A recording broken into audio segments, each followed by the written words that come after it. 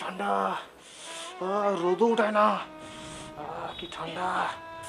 7 দিন থেকে গা ধং নাই, আজ যেমন করি হোক গা দুবারই নাকবে। না কলেবার যাও,